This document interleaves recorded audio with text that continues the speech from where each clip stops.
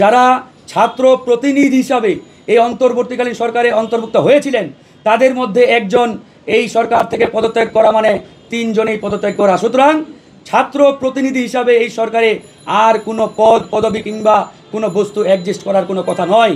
প্রিয় দেশবাসী, 2024 সালের গণঅভ্যুত্থানের মধ্য দিয়ে আমরা নতুন বাংলাদেশের স্বপ্ন দেখছি। অন্তর্বর্তীকালীন সরকার ও এই গণঅভ্যুত্থানের যে অর্জন, আমরা শুরু থেকে এই সরকারকে একতরফাভাবে সমর্থন দিয়ে এসেছি। যদিও বর্তমান এই সরকারের একমাত্র স্টেক অর্থাৎ ছাত্র প্রতিনিধি যারা, তারা বলে আসছে এই সরকার একটি ইনক্লুসিভ সরকার। এটি পুরোপুরি একটি মিথ্যাচার, কারণ এই সরকার কোনোভাবেই কোনো ইনক্লুসিভ সরকার নয়। আজকে যদি আমরা প্রশ্ন করি, এই বিপ্লবে গণ অধিকার পরিষদ, বিএনপি, জামাত সহ বিরোধী সকল রাজনৈতিক দল সোচ্চার ভূমিকায় ছিল এবং অগ্রভাগে তারা নেতৃত্ব দিয়েছে। কিন্তু আজকে এই সরকারের দিকে তাকালে বা এই সরকারকে প্রশ্ন করলে যে এখানে গণ অধিকারের প্রতিনিধি কোথায়, জামাত ইসলামের প্রতিনিধি কোথায়, বিএনপির প্রতিনিধি কোথায়, তারা উত্তর দিতে পারবে না। কিন্তু শুধুমাত্র একটা দলের প্রতিনিধি এখানে রয়েছে, যারা তৎকালীন বৈষম্য বিরোধী ছাত্র আন্দোলন এবং জাতীয় নাগরিক কমিটির ব্যানারে বর্তমান জাতীয় নাগরিক পার্টি, তাদের তিনজন প্রতিনিধি এই সরকারে অন্তর্ভুক্ত ছিল। সুতরাং যে সরকারে শুধুমাত্র একটা লেয়ার থেকে প্রতিনিধিত্ব থাকে, সেই সরকারকে কখনোই ইনক্লুসিভ সরকার বলা যায় না। তারপরেও দেশ ও জাতিকে নতুন করে বিনির্মাণের জন্য আমরা এই ডক্টর মোহাম্মদ ইউনূসের সরকারকে সমর্থন দিয়ে আসছি। কিন্তু সরকার সবার সাথে ইনসাফ কায়েম না করে বরং গণঅভ্যুত্থানের একটি গোষ্ঠী ও পক্ষের সরকার হতে বেশি স্বাচ্ছন্দ্য বোধ করেছে। যেহেতু অন্তর্বর্তীকালীন সরকারের তিনজন ছাত্র উপদেষ্টা, জনাব নাহিদ ইসলাম, জনাব আসিফ মাহমুদ চৌধুরী, জনাব মাহফুজ আলম, এবং তাদের তিনজনের মধ্যে একজন অর্থাৎ জনাব নাহিদ ইসলাম ইতিমধ্যে পদত্যাগ করে একটি রাজনৈতিক দলের দায়িত্ব নিয়েছেন। সেক্ষেত্রে বাকিরাও সরকারে থাকার যে নৈতিকতা, সেই নৈতিকতা তারা ইতিমধ্যে হারিয়েছে। আপনারা খেয়াল করবেন, যখন এই সরকার গঠিত হয় 8ই আগস্ট, সেদিন তারা বলেছিল যে আমরা ছাত্র প্রতিনিধি হিসাবে তিনজন এই অন্তর্বর্তীকালীন সরকারে অন্তর্ভুক্ত হচ্ছি।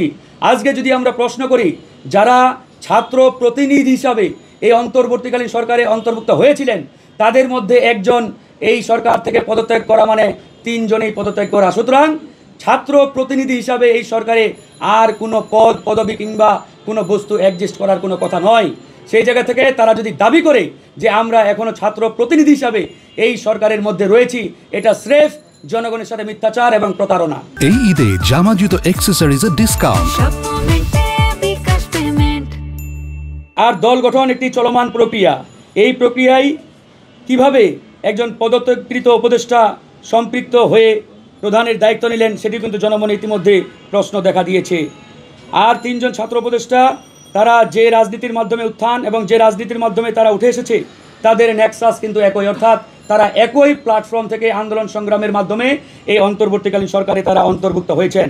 সুতরাং আমরা সরকারের নিরপেক্ষতা নিশ্চিতে বাকি যে দুজন ছাত্র উপদেষ্টা অর্থাৎ জনাব আসিফ মাহমুদ এবং মাহফুজ আলম, তাদের অনতিবিলম্বে পদত্যাগ দাবি করছি। এছাড়াও ছাত্ররা যেহেতু ইতিমধ্যে দল গঠন করেছে এবং তাদের দলের প্রধান জনাব নাহিদ ইসলাম ঘোষণা দিয়েছেন যে আজকের পর থেকে সমন্বয়ক নামক আর কোনো শব্দ, আর কোনো পদবি বাংলাদেশের রাজনীতি তথা বাংলাদেশের সামগ্রিক পরিবেশ পরিস্থিতিতে এক্সিস্ট করে না। সুতরাং বৈষম্য বিরোধী ছাত্র আন্দোলন কিংবা নাগরিক কমিটি আজকের পর থেকে সমন্বয়ক শব্দটি ব্যবহার করতে পারবে না।